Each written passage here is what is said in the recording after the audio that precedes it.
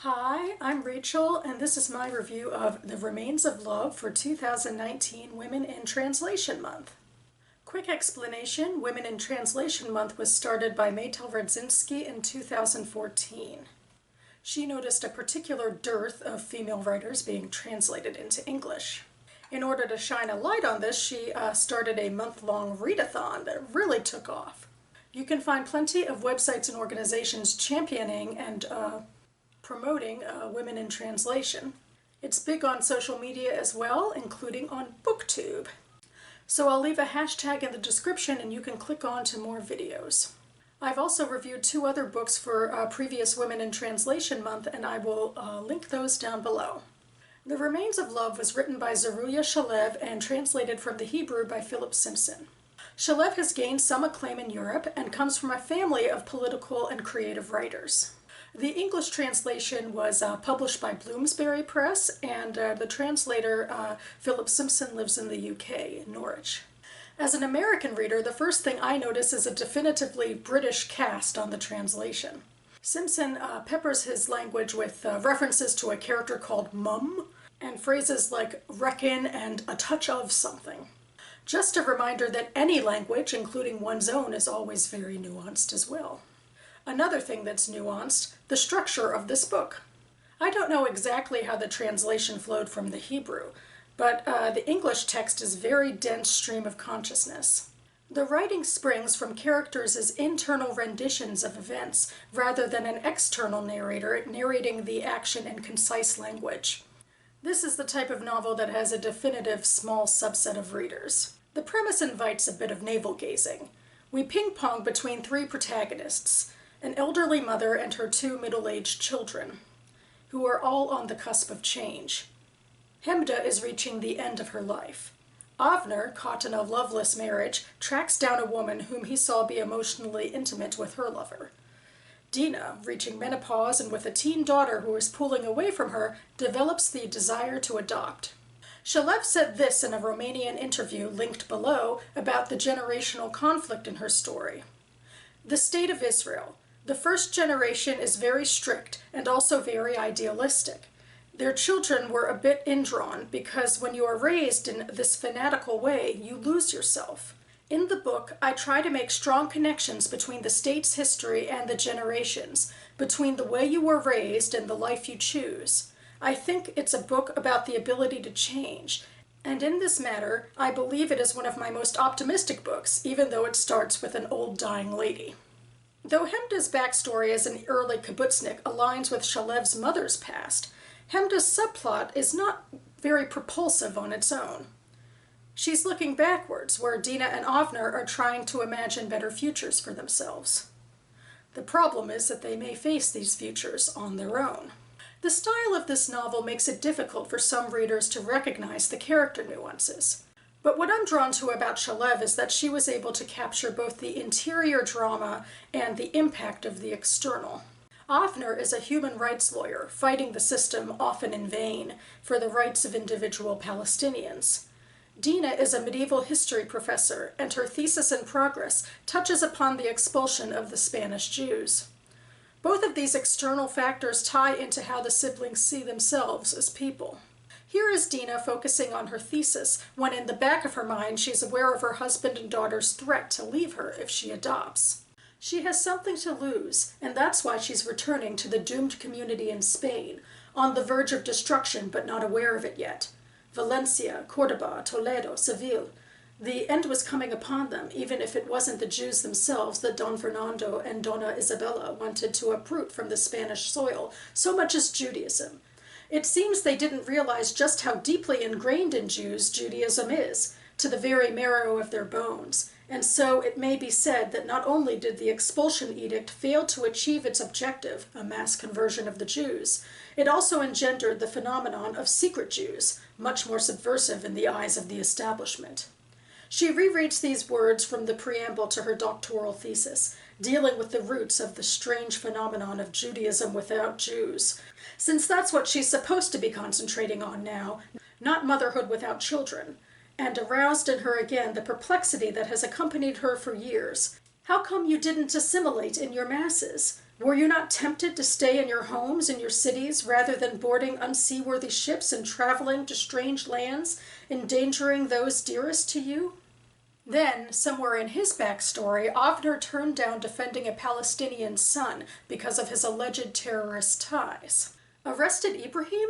On what charge? He cried, prepared to summon up all his years of experience in the defense of the son of his Palestinian friend, whom he had learned to love and admire in the long hours they spent together in military courthouses. And Ali mumbled that they say he was involved in a plot to bomb Cafe Shahar, but I don't believe it. It is true he's become more extreme lately and he's moved away from us, but terrorism? It can't be so. And Avner said, Shehar? His voice unsteady, as if they were talking about his own sitting room. Shlomit was then on maternity leave, and she liked strolling down there with Yotam, and sometimes he left the office and joined them there for a late breakfast. And the thought of his injured baby, weeping bitterly while his parents lied dead beside him. For some reason, this was his immediate choice out of all the horrendous possibilities. Little Yotam would live and the pair of them would die. Was so painful he could hardly breathe. Shehar, just down the road? He asked again, and Ali nodded. That's what they say. And Avner shook his head slowly, staring at him intently, as if trying to imprint his appearance in his memory.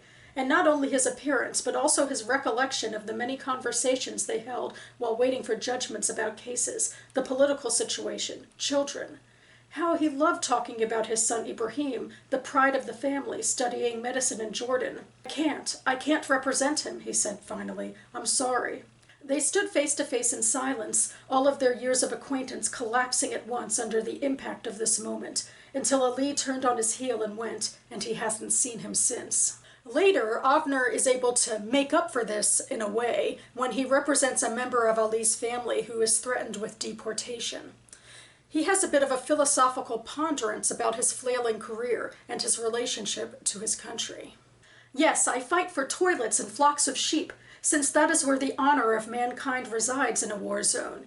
And he snatches out of the sofa facing his desk, suddenly uneasy.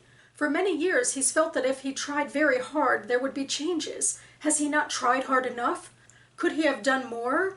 There's no doubt he's been defeated, but in a war such as this, even defeat is something to be proud of, and believe me, it isn't a war against you, he says quietly, resuming his nightly dialogue with his country.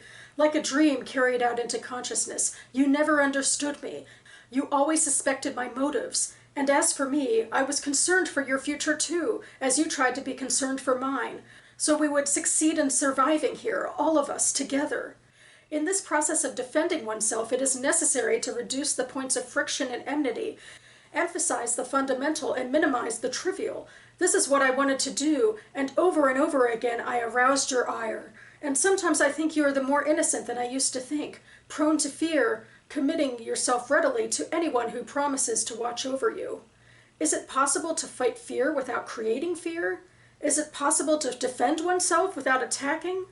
I believe this is hard, but it's still possible, and you have no answers. You always look for them in the same stupid and violent place, and it seems to me you haven't tried hard enough, and that's why I'm so disappointed in you, but I'm not giving up on you, and I'm not giving in to you. It's a blood tie, impossible to unfasten, since this anxious rhythm is beating on the panel of your heart, and I ask you to listen to it.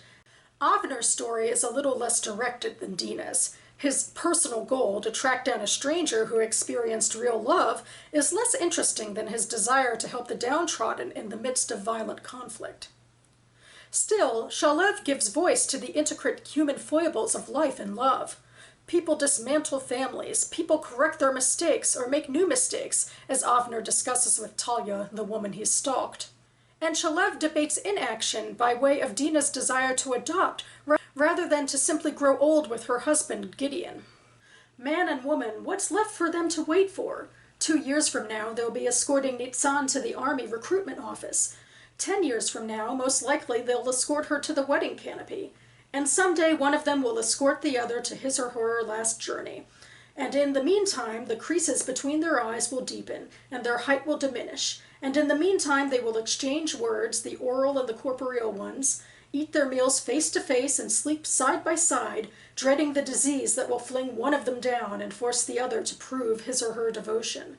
And although this is a depressing thought, their situation is better than that of many couples who are doomed to separate or make each other's lives miserable. But this isn't enough for her, and the fact is becoming ever clearer to her. She needs to achieve something. She needs a little boy.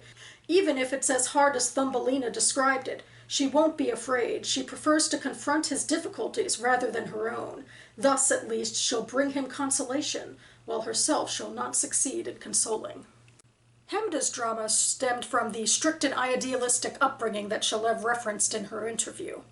She was a young girl for the founding of her kibbutz, and the draining of the swamps included a beloved lake.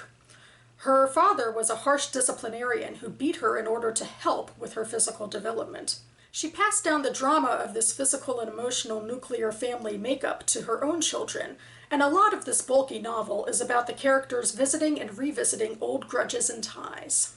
There are a lot of characters and a lot of relationships in both past and present. The relationships perhaps felt more detailed than the secondary characters on their own, since we're so deep into Hemda and Dina and Avner's heads.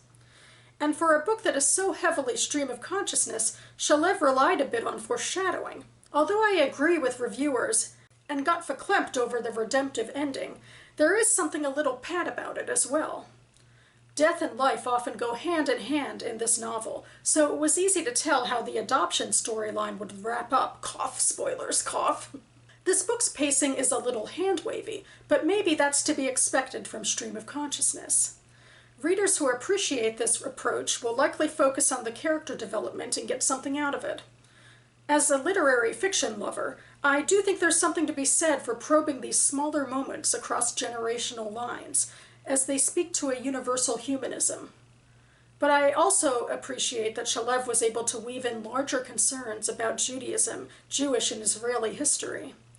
Real life and perhaps our personal streams of consciousness are a mixture of both. So that about covers it for me now. You can find my Goodreads review for The Remains of Love linked down below. So August is ending and I have one final book review video to make for my Emily St. John Mandel backlist. I got a fair bit done this weekend. I wrote some book reviews for Goodreads, I drafted some blog posts, I finished this book and wrote the script for this video. I actually went out and bought a new iPod because my old device died.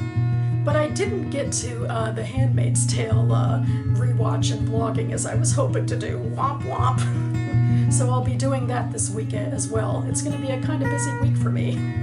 On Tuesday, I have to get up way early and go to a faraway place for work, and I'm not thrilled about that, but it's got to be done. At least on Thursday, I'll be off to my book club after work, so that'll be fun. And then this weekend is National Book Fest at the Library of Congress. It's one of my staples of the year. I'm really looking forward to it. And I guess that's all I gotta say. I hope you've enjoyed your reading this month, whether it's been women in translation or anything else. Thanks so much for watching, everyone, and I'll see you next time.